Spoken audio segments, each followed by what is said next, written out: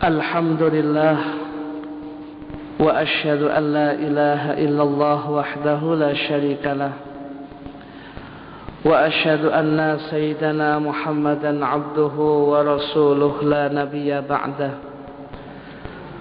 اللهم صل وسلم على سيدنا محمد بن عبد الله وعلى آله وصحبه ومن والاه سبحانك لا علم لنا إلا ما علمتنا إنك أنت العليم الحكيم ربي يسر ولا تعسر وتمم بالخير أما بعد. Hadirin hadirat sekalian, segenap pendengar Masjid Agung Jami' Kota Malang yang senantiasa dimuliakan oleh Allah. Alhamdulillah, pada malam hari ini Allah Subhanahu wa ta'ala masih memudahkan kita untuk senantiasa mengisi waktu, umur dan usia kita untuk senantiasa taat dan ibadah kepada Allah Subhanahu wa ta'ala, yang wujudnya adalah datangnya kita ke Masjid Agung Jami' Kota Malang ini untuk melaksanakan sholat jamaah maghrib, yang kemudian kita rangkai dengan majelis taklim seperti malam hari ini, dan kemudian kita tuntaskan dengan melaksanakan sholat jamaah isya. Kita senantiasa berharap kepada Allah Subhanahu wa ta'ala, kehadiran kita di tempat ini senantiasa mengundang rahmat dan keberkahan Allah. Duduknya kita di tempat ini kita mendapatkan kemanfaatan yang begitu banyak, baik manfaat dunia maupun manfaat akhirat. Dan sepulangnya kita dari tempat ini, dosa-dosa kita diampuni oleh Allah. Segala hajat kebaikan dunia akhirat kita dikabulkan oleh Allah. Ketakwaan kita semakin ditambah oleh Allah. Ibadah kita semakin digiatkan oleh Allah. Dan pada akhirnya kita kelak mendapatkan husnul khatimah. Amin ya rabbal alamin. Hadirin hadirat sekalian yang dimuliakan Allah Subhanahu wa ta'ala, pada kesempatan malam hari ini ada sebuah hadis Rasulullah sallallahu alaihi wasallam yang perlu kami sampaikan kepada panjenengan seluruhnya. Hadis yang kita baca dan kita sampaikan pada malam hari ini kami kutip di dalam kitab Tanbihul Ghafilin dan di dalam ta'liq dan catatan kaki dalam kitab Tanbihul Ghafilin ini. Hadis ini diriwayatkan oleh Al-Imam At-Tirmidzi, hadis yang ke-190, hadis yang ke-1984. Sedangkan di dalam catatan kakinya ini derajat hadisnya adalah sahih. Hadirin hadirat sekalian yang dimuliakan oleh Allah, diceritakan di dalam hadis ini babnya adalah berkaitan dengan babun nafaqah alal iyal. Di dalam hadisnya ini diceritakan bahwasanya ada seorang laki-laki min ahlil Basrah, seorang laki-laki dari penduduk kota Basrah.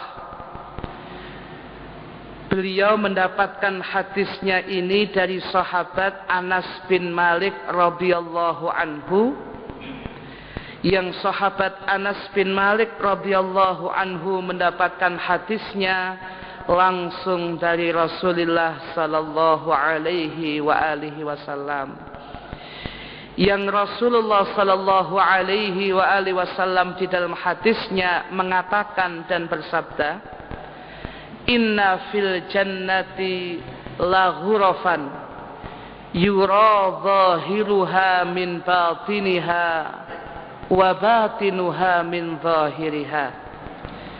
Pernah di dalam satu ungkapan hadis Kanjeng Nabi dawuh, sesungguhnya di dalam surga itu sungguh terdapat kamar-kamar yang begitu banyak, yang antara satu kamar dengan kamar yang lain di dalam jannah, di dalam surga itu, yang bagian dalam bisa dilihat oleh bagian luar, bagian dalam bisa melihat bagian luar. Demikian juga sebaliknya, bagian luar bisa melihat bagian dalam, artinya tembus pandang kamar-kamar yang ada di dalam surga ini. Maka ketika sahabat Anas bin Malik radhiyallahu anhu mendengar satu ungkapan hadis yang menerangkan tentang nikmat dari berbagai macam nikmatnya surga ini, yang Nabi menggambarkan kamar-kamar yang begitu indah di dalam surga ini, kemudian sahabat Anas bin Malik tertarik. Kemudian ada yang bertanya, wa man sukanuha ya Rasulullah, wa man sukanuha ya Rasulullah. Ada kemudian sahabat yang bertanya, kalau melihat indahnya kamar-kamar yang ada di surga itu ya Rasulullah, siapa kira-kira yang bakal menempatinya, menjadi penduduk dan penghuni di dalamnya ya Rasulullah? Siapapun hadirin hadirat sekalian yang dimuliakan oleh Allah, orang-orang semacam kita ibadah pasti memang berharap ridhonya Allah Subhanahu wa ta'ala. Tetapi salah satu bentuk daripada mendapatkan keridhaan Allah apabila seseorang mendapatkan jannah, mendapatkan surganya Allah Subhanahu wa ta'ala. Sebab di dalam surga ini dipastikan kita akan bisa berjumpa dengan Kanjeng Nabi Muhammad sallallahu alaihi wa alihi wasallam. Sebab di dalam surga ini dipastikan kita bisa nadrah, melihat langsung kepada zatnya Allah kelak di dalam surganya Allah.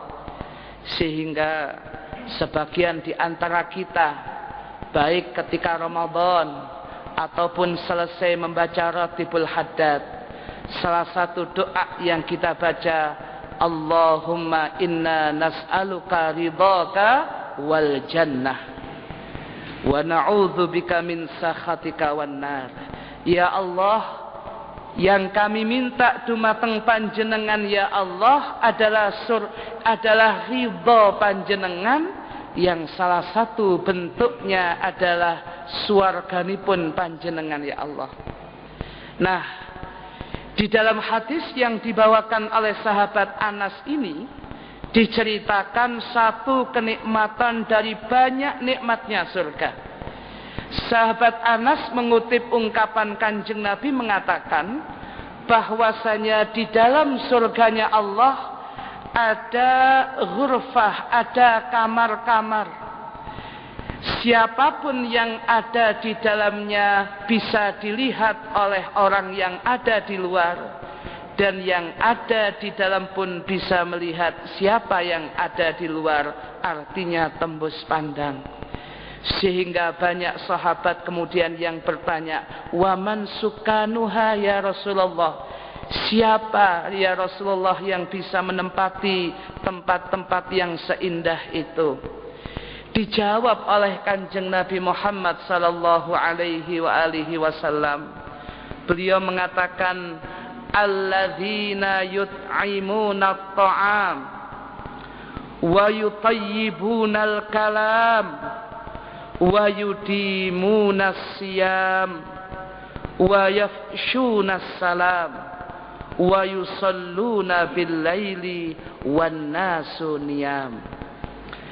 Kanjeng Nabi di dalam ungkapannya yang bersajak ini mengatakan, yang bisa menempati kamar-kamar yang begitu indah di dalam surga itu adalah alladzina yut'imut ta'am, orang-orang yang senantiasa sedekah makanan dan memberikan makanan kepada orang yang membutuhkan.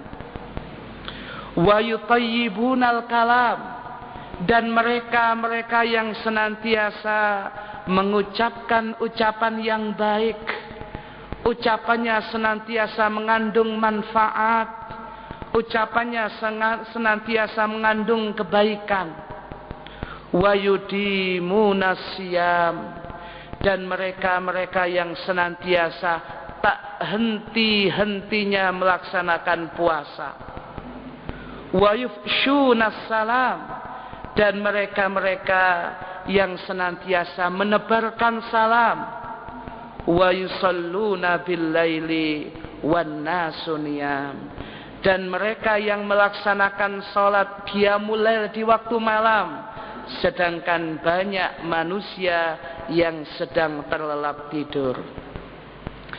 Begitu mendengar apa jawaban dari Kanjeng Nabi Muhammad sallallahu alaihi wasallam, maka para sahabat kaget hadirin, sebab tidak semua orang mampu melaksanakan apa yang didhawuhkan oleh Kanjeng Nabi. Kemudian para sahabat niki tanglet dumateng Gusti Kanjeng Nabi, ya Rasulullah, inna haula'i ahlun lidzalik wa man yutiqu dzalik. Wahai Rasulullah, sesungguhnya mereka itu adalah merupakan orang yang pasti mendapatkan semua itu, seorang-orang yang pasti melakukan hal itu. Sinten Kanjeng Nabi yang mampu melakukannya? Ya Rasul, saya yakin tidak semua orang bisa melakukannya. Pasti sedikit sekali orang di antara kita yang mampu. Niki sahabat mawon boten percados. Sahabat saja merasa berat, niki sahabat iki hadirin, apalagi kita yang demikian itu. Siapa yang mampu di antara kita? Toh kalau ada andai kata wonten ya Rasulullah, andai kata ada, pasti tidak banyak orang yang bisa demikian itu. Kemudian dijelaskan oleh Gusti Kanjeng Nabi Muhammad sallallahu alaihi wasallam, faman qala, maka barang siapa yang mengucap subhanallah walhamdulillah wa la ilaha illallah wallahu akbar faqad aqabal kalam. Siapapun di antara kita yang lesannya, ucapannya senantiasa banyak berzikir kepada Allah dengan ungkapan subhanallah walhamdulillah wa la ilaha illallah wallahu akbar faqad atabal kalam, maka sungguh dia adalah orang yang ucapannya senantiasa baik. Hadirin hadirat sekalian yang dimuliakan oleh Allah, menurut Kanjeng Nabi Muhammad sallallahu alaihi wasallam, siapapun yang ingin mendapatkan kenikmatan di dalam surga Allah yang bentuknya kamar-kamar yang begitu indah, satu yang harus dilakukan, ucapannya harus senantiasa baik. Dan kalau kita mengucapkan senantiasa ucapan kita yang senantiasa baik atau berfaedah, mungkin di antara kita tidak mampu hadirin. Tapi Nabi memberikan solusi kepada kita. Nabi memberikan jalan keluar kepada kita agar kita mendapatkan, termasuk di dalam dawi pun Kanjeng Nabi senantiasa berucap yang manfaat, berucap yang baik. Maka sering-seringlah berzikir kepada Allah dengan ungkapan zikir yang begitu ringan, subhanallah walhamdulillah wa la ilaha illallah wallahu akbar. Kemudian kalau di antara kita mengatakan berapa kali, enggak usah dihitung kalau zikir kepada Allah untuk yang demikian ini. Semakin banyak, semakin bagus. Kapanpun kita ada kesempatan, subhanallah, walhamdulillah, wala ilaha illallah, wallahu akbar. Terus kita ucapkan yang demikian itu hadirin. Semakin banyak kita mengungkap dan mengungkap ungkapan tasbih yang semacam itu, hamdalah, tahlil, takbir yang semacam itu, semakin kita pantas untuk dikatakan orang-orang yang senantiasa mengatakan dan berucap yang thayyib, yang baik.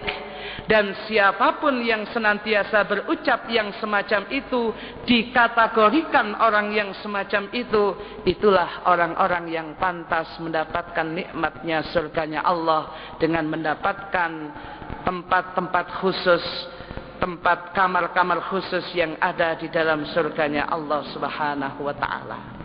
Siapapun yang bisa mengucapkan dalam kehidupannya, tidak ada hitungan, dia ingat subhanallah, walhamdulillah, wala ilaha illallah, wallahu akbar. Nabi mengatakan faqad atobal kalam, maka sungguh dia telah berucap dengan ucapan yang baik. Kan boten abot hadirin yang demikian ini, tidak berat. Sakjane tambah ngabot itu apabila dikatakan berat itu apabila ngerasani hadirin. Sebab ngerasani itu butuh informasi, butuh kebohongan, butuh ngarang, butuh harat, butuh goroh dan sebagainya. Ini kan buatan butuh yang demikian ini hadirin. Ini cukup sederhana sekali. Siapapun yang kepingin menjadi apa itu mendapatkan nikmatnya surganya Allah, perbanyaklah ucapan subhanallah, walhamdulillah, wala ilaha illallah, wallahu akbar. Dan apabila kita duduk dengan teman, berbicara yang baik, kemudian kok dia kemudian ngajak ngerasani, menjelekkan orang, kemudian membuka aib orang, sudah langsung saja subhanallah, walhamdulillah, wala ilaha illallah, wallahu akbar. Perbanyak zikir aja hadirin. Mas, kalau kita ngerasani demikian nggak ada habisnya, belum tentu kita baik. Saya bawa tasbih 2, sitok tak sirino sampean, ojo dipek ya. 1 saya pakai, ayo bertasbih, kemudian bertahlil, berhamdalah, bertahlil dan bertakbir kepada Allah subhanallah, walhamdulillah, wala ilaha illallah akbar. Sebab siapapun yang banyak mengucapkan ini, dia dikatakan oleh Kanjeng Nabi orang yang thayyib, bagus ucapannya. Dan siapapun yang bagus ucapannya pantas untuk menempati kamar-kamar yang indah di dalam surganya Allah. Ini yang pertama hadirin dikatakan oleh Kanjeng Nabi. Ternyata tidak sesulit yang kita bayangkan.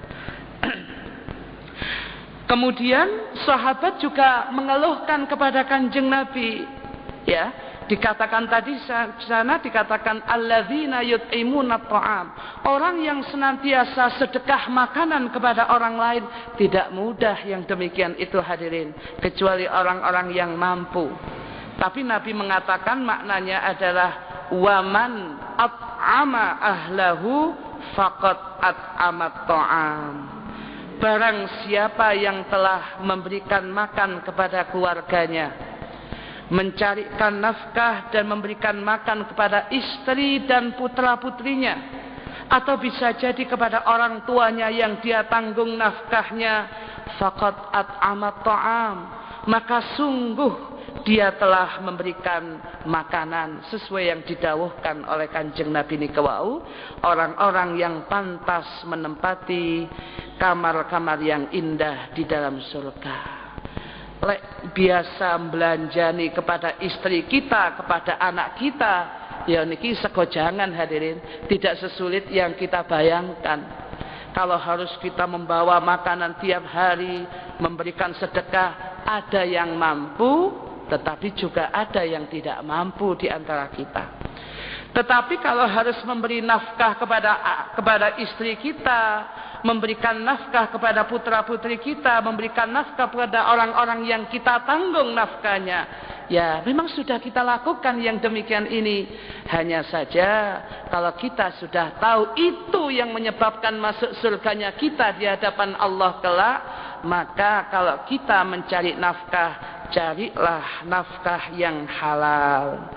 Carilah nafkah yang mengandung keberkahan, carilah nafkah yang bisa menjadikan kula panjenengan mendapatkan ridha Allah Subhanahu wa taala.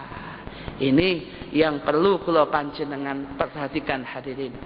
Sehingga kalau kita sudah tahu hadis yang demikian ini hadirin, besok ketika kerja apapun profesi kita, apapun kerja kula panjenengan hadirin, ingat hadirin, kita harus mencari yang halal sebab akan kita berikan istri kita. Kita harus mencari yang halal sebab akan kita berikan, kita makankan kepada putra-putri kita.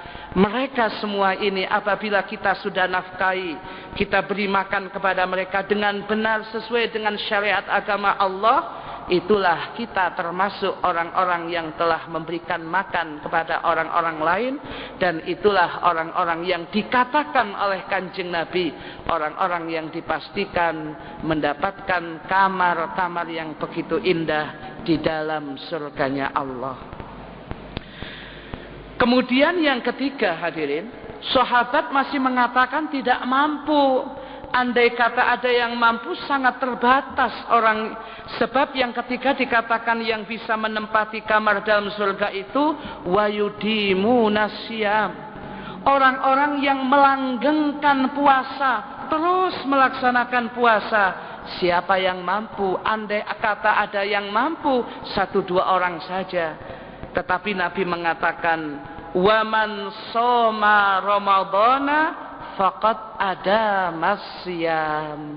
Barang siapa yang telah melaksanakan puasa Ramadan dengan baik, dengan dasar imanan wahtisaban, dengan dasar iman lan ngarep-ngarep ridhonipun Gusti Allah, faqad ada masyam, maka sungguh dia telah menunaikan puasa yang terus-menerus tak henti-hentinya. Itu yang didawuhkan oleh Kanjeng Nabi. Alhamdulillah, pada bulan Ramadan yang baru saja berlalu, dengan kemurahan dan kemudahan dari Allah, kita bisa melaksanakan puasa yang demikian itu. Nah, siapapun yang telah melaksanakan puasa Ramadan yang baru saja, itulah orang-orang yang pantas mendapatkan surganya Allah. Itulah orang-orang yang pantas mendapatkan taman-taman yang indah di dalam surganya Allah, kamar-kamar yang indah di dalam surganya Allah. Ternyata tidak sesulit yang kita bayangkan hadirin. Kemudian yang diungkap oleh Kanjeng Nabi dengan ungkapan wa yafshunas salam, dan menebar, mereka-mereka yang menebarkan salam, wujudnya bagaimana?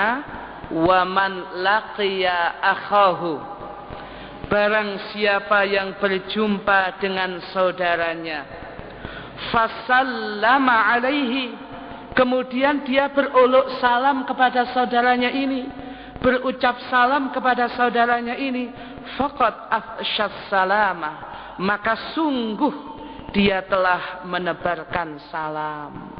Alhamdulillah, ini pun juga sudah sebagian besar di antara kita sudah melakukannya.